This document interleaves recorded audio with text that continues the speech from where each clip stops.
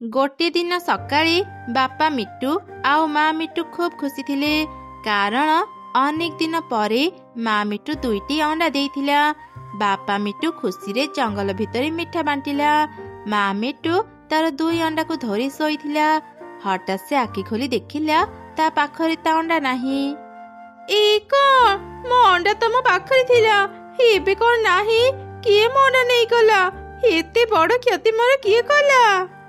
बापा मिट्टू घर को फेरिबा परे माँ मिट्टू ताको सब घटना कहिला। सेमाने निज अंडा को हरै कांदुथिले। सेतेबेले से रास्ता रे चढ़ी जाउथिला।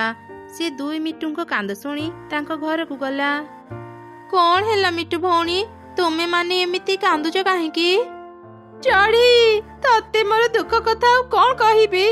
अनेक दिन परे मु दुईटी अंडा देइथिले हेले मोर दुई अंडा को किए चोरी करी नेई गला। ए तुमे कौन कहूच मिट्टू भौणी?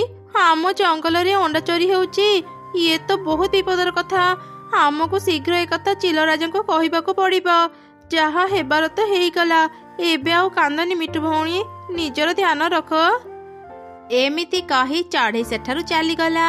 सेपटे राजप्रसाद रे हा हा हा एही दिन को ही मु अपेक्षा करिथिली। एबे मु ए जंगलर राजा हेई पक्षी मानकर अंडा खाइबी। एक कथा केही जानी पारिबेनी। हा हा हा। तापरे राजा चिल गोटे पिशाची पालटी गला आउ से दुई अंडा को खाईदेला। एमिति प्रतिदिन कौनसी ना कौनसी चढ़ेर अंडा चोरी हो जाउथिला। सब चढ़े अनेक चिंतार थिले। एहीपरि गोटे दिन भारी शोष लागुची। हे भंगा गोड़ पाई मु ठीक रे चाली भी पारुनी। एई तो आगरे गोटे चढ़ई पानी नहीं जाउची मु ताकू पानी मागी देखे। एमिति कही से बिलेई छोटे छोटे चढ़ई पाखक आसिला।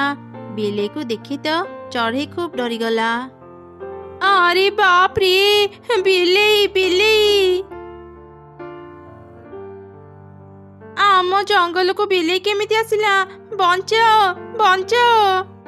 भय करनी चढ़ी मोर गोटे गोड़ भांगी जाइची मु तो ठीक रे चाली भी पारुनी। तोर कौन क्षति करिबी मते टिके साहाଯ୍य कर चढ़ी। भारी शोष लागुची मते टिके पानी पीबाकू दे। तुमे सत कहूच मोर किछि क्षति करिबनी हेले सुजोग पाइले बिले माने तो चढ़ई मानकू खाई दियंती। ना ना चढ़ई मते विश्वास कर मु तोर किछि क्षति करिबिनी। बिलेईर एपरी कथा शुणी चढ़ई तलक आसिला आउ ताकू पानी पीबाकू देला। सेतेबेले से रास्ता रे काहू जाउथिला। से चढ़ई को आउ बिलेई को देखिला। ए चढ़ई कौन पागल हो जाइची बिलेई को एमिति पानी पियौची। देखे एमाने कौन कथा हेउचंती। चढ़ई तते बहुत बहुत धन्यवाद। समस्ते मते देखी डरी पळौचंती केवल तू मते पानी पीबाकू देई मो जीवन रक्षा कलु। अनेक दिन हेलाणी मो गोड़ भांगी जाइची मु काहाकू साहाଯ୍य मागिबी किए मते ता घरे आश्रय देब। लागुची एमिति एठी पड़ी पड़ी मु मरी जीवी। बिलेई माने चढ़ई मानकू आउ तांको अंडा खाई दियंती सेथिपाई भयरे केही तुमको साहाଯ୍य करू नथिबे। मो जाने केही मो उपरे विश्वास करू नाहंती किंतु मु सत कहूची मु ए जंगल रे रहुतबा पक्षी मानकर किछि क्षति करिबिनी। मु भी ए जंगल रे रहुची आउ सेही जंगल रे रहुतबा पक्षी मानकर मु केबे क्षति करि परिबिनी। तुमे सत कहूच तेबे ठीक अछि मो सांगरे मो घर को चल मु तुमको रहिबाकू देबी आउ तुम गोड़ को भल करिया पे चेष्टा करिबी। चढ़ी बिलेई को विश्वास करी ताकू ता घर को नेबा पई बाहरिला। ए सबु दूररु काउ देखुथिला। से शीघ्र जंगल भीतर को जाई समस्तଙ୍କୁ एक कथा कहिदेला। समस्ते रागी जाई चढ़ी आउ बिलेईर रास्ता अटकैले। अरे चढ़ई तू कौन पागल हो जाइचु एमिति आम शत्रु को धरी आसीचु निजे तो मरिबू आमको भी मारिबाकू चाहूचु। ना ना ए बिलेई बहुत भलो से कहार भी क्षति करिबनी। हाँ तू कहिदेले आमे तो कथा को विश्वास करि नेबू। एमिति रे भी चढ़ई मानक अंडा चोरी होउची ता उपरे तू आम शत्रु को धरिक आसीचु। भलरे बिलेई को विदा कर नहले आमे समस्ते राजांक पाखरे तनारे अभियोग करिबू। ମତେ ଭୟ ଦେଖାଅନି। ମୁଁ ଏ ବିଲେଇକୁ କଥା ଦେଇଛି ମାନେ ମୁଁ ତାକୁ ସାହାଯ୍ୟ କରିକି ରହିବି। ବିଲେଇ ଆସ ମୋ ସାଙ୍ଗରେ, ଏମାନଙ୍କ କଥା ଶୁଣନି।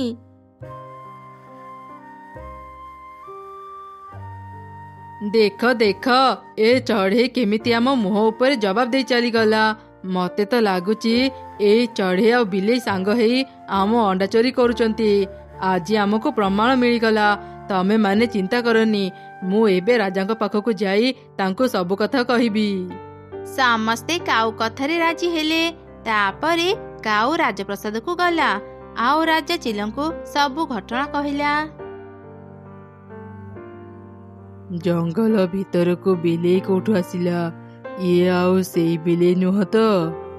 ଆଚ୍ଛା ଆଚ୍ଛା କାଉ, ତୁ ସମସ୍ତଙ୍କୁ କହିବୁ ଯା, କେହି ଚିନ୍ତା କରିବେନି। ମୁଁ ଚଢ଼େଇର ବ୍ୟବସ୍ଥା କରୁଛି। ସିପାହୀ ଯାଅ, ଏବେ ହିଁ ଚଢ଼େଇକୁ ଧରି ଆଣ।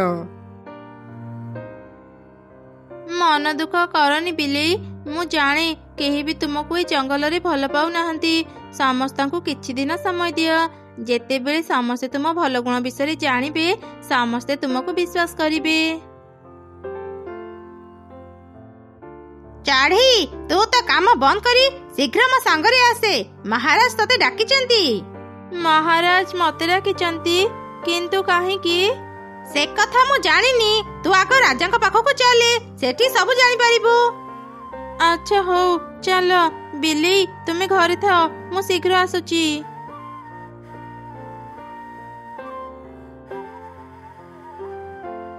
ଚଢ଼େଇ, ତୋର ଏତେ ସାହସ!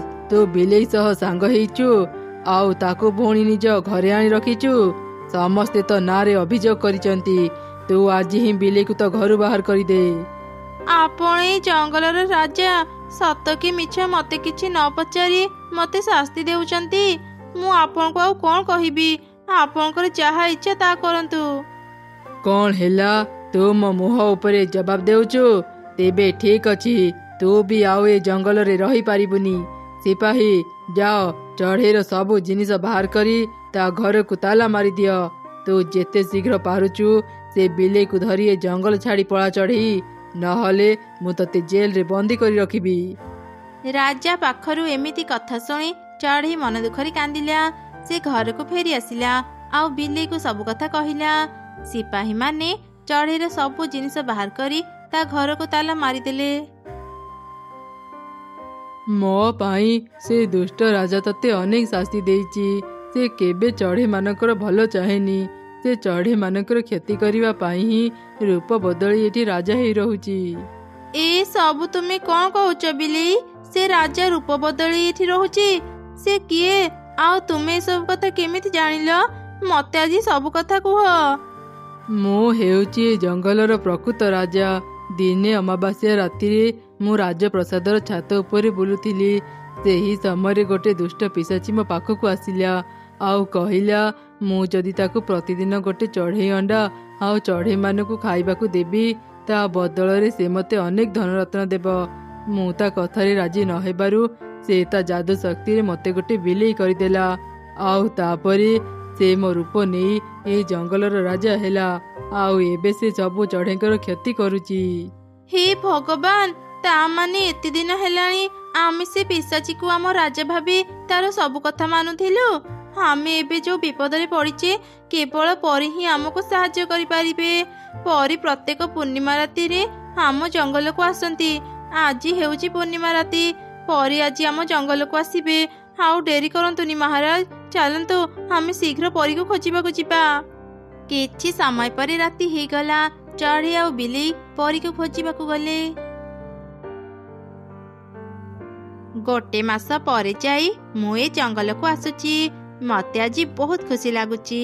ମୁଁ ଆଜି ପୁରା ରାତି ଜଙ୍ଗଲରେ ବୁଲିବି। ପରି, ଆମକୁ ଟିକେ ସାହାଯ୍ୟ କର। ଆମେ ତୁମକୁ ହିଁ ଅପେକ୍ଷା କରିଥିଲୁ। ଦୟାକର ପରି, ଆମ ଉପରେ ଟିକେ ଦୟା କର। କିଏ ତମେ ମାନେ? ଆଉ କଣ ହେଇଛି ତମ ମାନଙ୍କର? ମତେ ସବୁ କଥା କୁହ।